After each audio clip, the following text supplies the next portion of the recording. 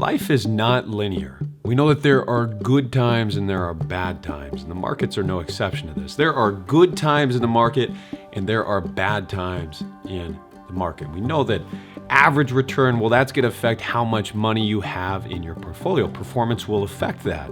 But what very few people understand is how the timing of returns, that is, when those good years occur and when those bad years occur, well, that can be worth millions in retirement, can drastically impact how much you get to enjoy.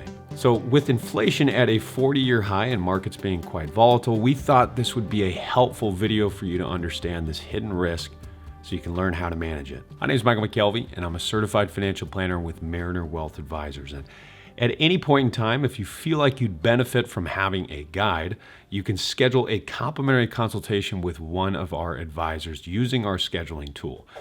Let's dive into sequence risk now. So this timing risk that we're referring to today is called sequence of returns risk. And again, it doesn't have to do necessarily with the average returns, but rather the timing of returns. And I think the best way to illustrate this is just by looking at an example.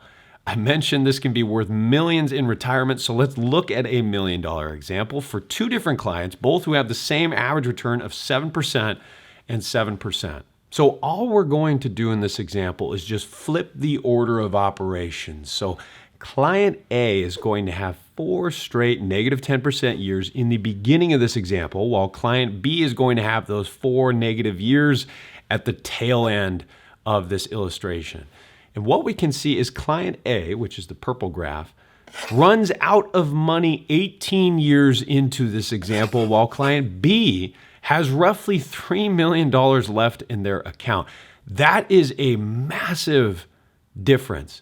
Same average return, just the timing of returns, making roughly a $3 million difference.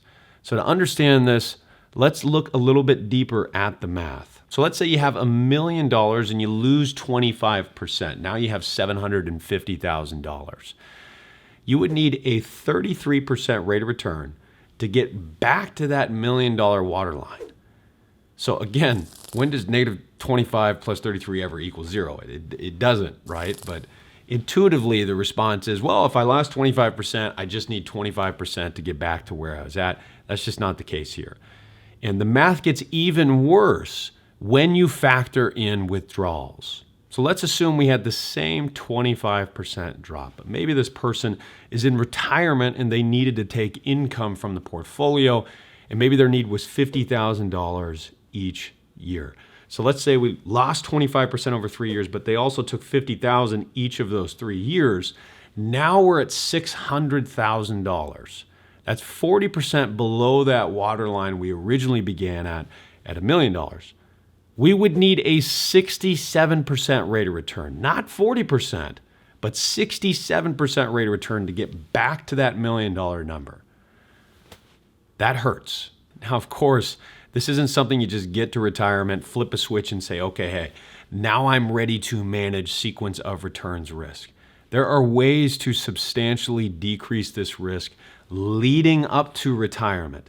It's really present anytime you're contributing to an account or taking income from an account, but it's most impactful in the years right before retirement and right after retirement. The timing is. So typically the best way to manage sequence of returns risk is to deploy a number of different asset classes. So not just stocks, not just bonds, not just a few different stocks or a few different bonds, but a collection of assets. And I know retail investors are somewhat limited there, so if you feel like you'd benefit from having a guide, you can use the scheduling tool to schedule a complimentary consultation with one of our advisors here at Mariner Wealth Advisors.